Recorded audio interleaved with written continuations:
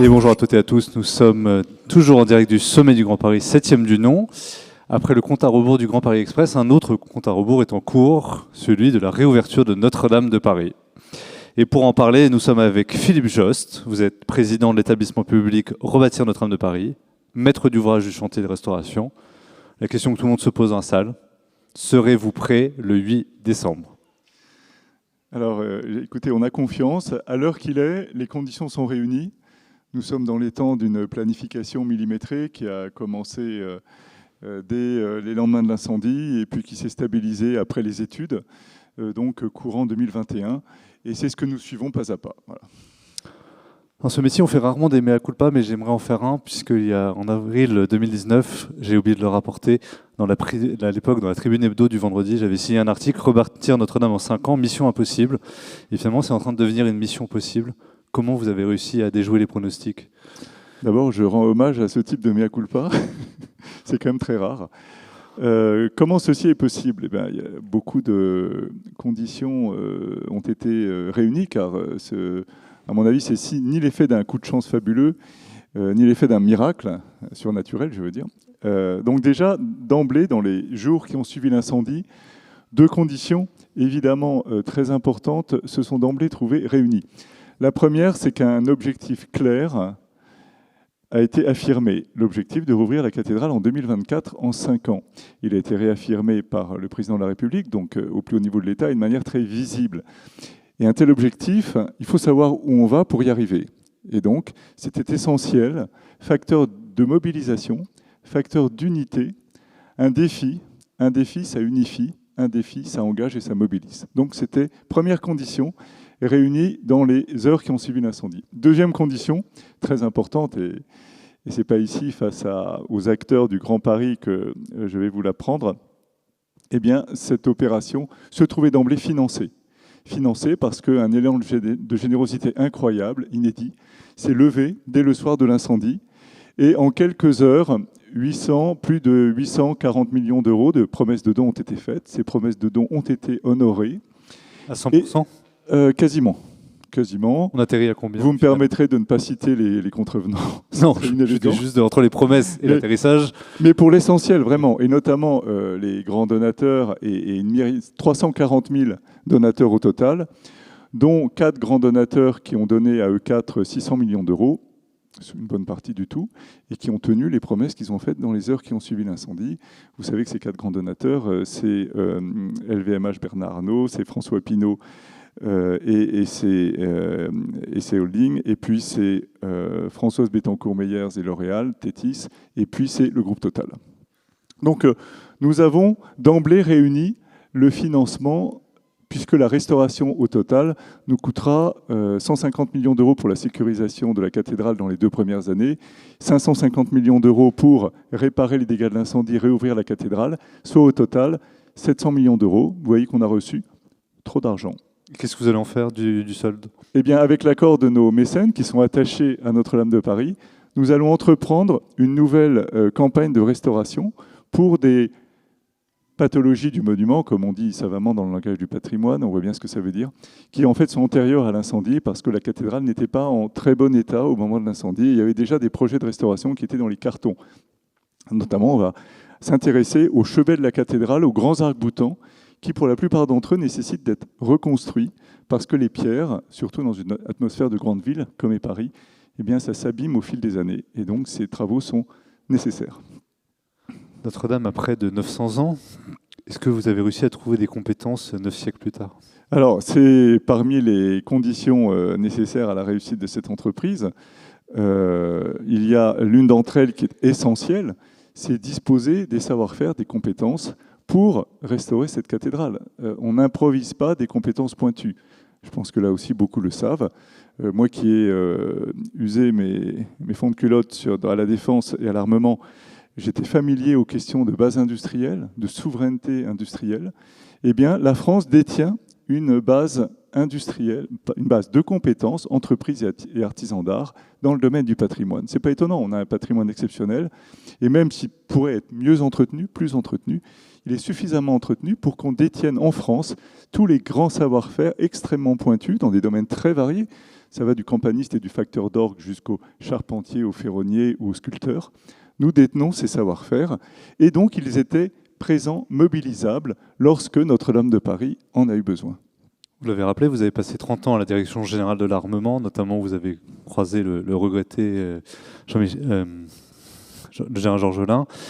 Et justement, est-ce qu'il faut une discipline militaire pour réussir un tel chantier ? Ce n'est pas le terme que j'emploierais, au sens où il faut bien sûr de l'organisation. Donc on a 140 marchés de travaux. Dans les monuments historiques, on ne fait pas appel à une grande entreprise générale qui va sous-traiter ensuite.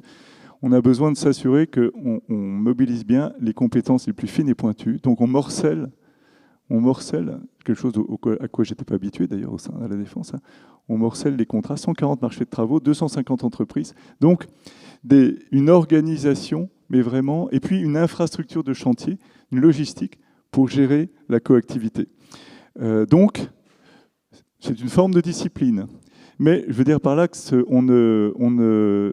le plus important sur ce chantier, c'est au-delà de cette organisation, de cette coordination, des moyens que ça suppose, et il y a des métiers pour ça, on le sait bien ici, OPC, CSPS, des logisticiens, des métiers qu'on a mobilisés pour gérer cette coactivité et le séquencement de toutes les tâches pour arriver au but en 2024.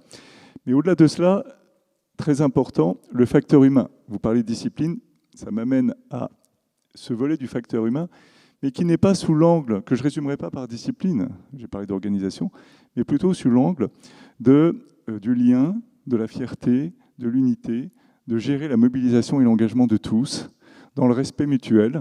Et quand il y a des difficultés, vous imaginez bien que dans un projet de ce genre, comme dans vos grands projets, des imprévus, il y en a tous les jours. Donc on gère sans cesse l'imprévu.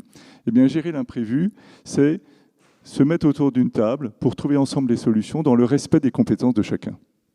Ce n'est pas dire « c'est pas mon problème, c'est le vôtre », c'est pas tout de suite aller chercher des juristes qui vont examiner les clauses du contrat. Bien sûr qu'on doit gérer des contrats, ça demande aussi beaucoup de rigueur, mais c'est d'abord de la proximité, de la confiance, du respect, de l'amitié même. Parmi les imprévus, il y a eu le Covid, ce confinement mondial, cette crise sanitaire qui a duré presque 2 ans et dont on sort à peine. Est-ce que ça ne vous a pas suscité chez vous et chez vos compagnons un sentiment de doute sur le fait d'y arriver dans les délais ? Le Covid, c'était bien sûr un de ces imprévus. Le chantier a été fermé 1 mois et demi au moment de la sécurisation, mais en même temps, c'était le temps des études. Donc nos études se sont poursuivies en télétravail. Donc si je puis dire, le Covid est arrivé, j'allais dire, au bon moment par rapport à la dynamique de nos travaux. Il n'arrive jamais au bon moment, le Covid, mais il aurait pu arriver à un plus mauvais moment. Si on fermait le chantier aujourd'hui pour 1 mois et demi, c'est clair qu'on prendrait 1 mois et demi de retard. Mais on a fermé le chantier en mars-avril 2020, pendant le temps des études.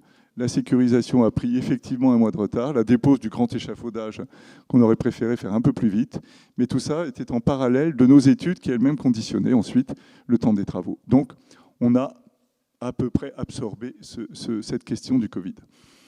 Vous disiez qu'il y avait plusieurs imprévus. Quels ont été les autres ? Des imprévus, il y en a tous les jours, et notamment à l'articulation entre 140 marchés de travaux.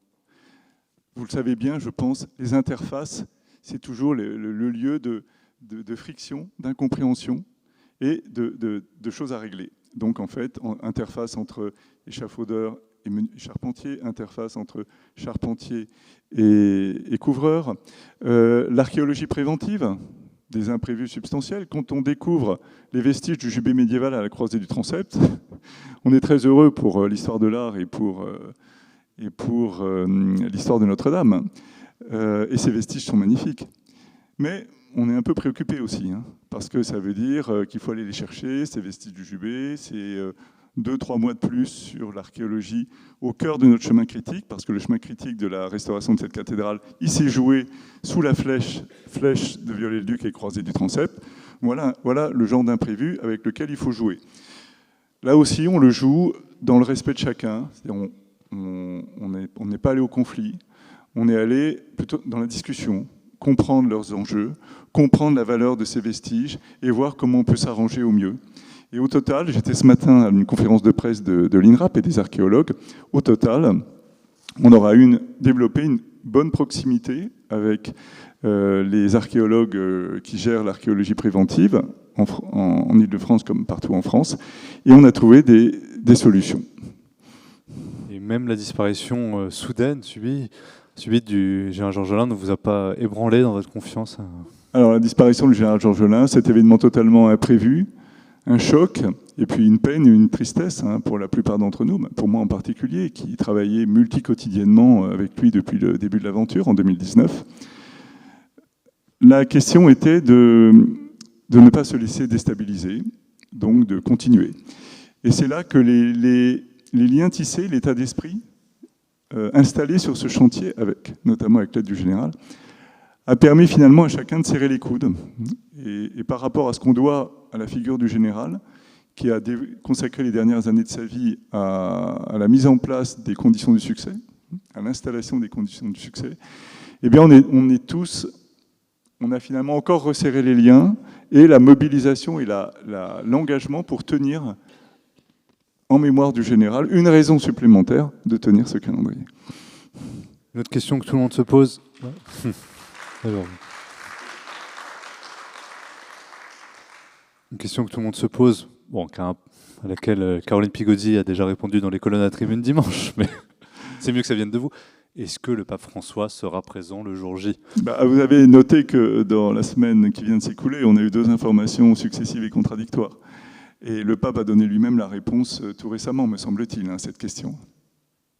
Voilà. Donc, les cérémonies seront présidées par l'archevêque de Paris, début décembre. On aurait bien sûr tous été honorés que le pape soit là, mais la fête sera quand même, et la joie et la fierté seront quand même pleinement au rendez-vous. Je vais vous poser une question qu'on a dû poser à Thomas Joly après ces 2 mois de folie de Jeux Olympiques et Paralympiques. Que ferez-vous après? Écoutez, c'est tout simplement pas mon sujet du moment. Donc je n'y pense pas une seconde. Voilà. Merci en tout cas Philippe Josse d'être venu passer un peu de temps avec nous. Merci beaucoup.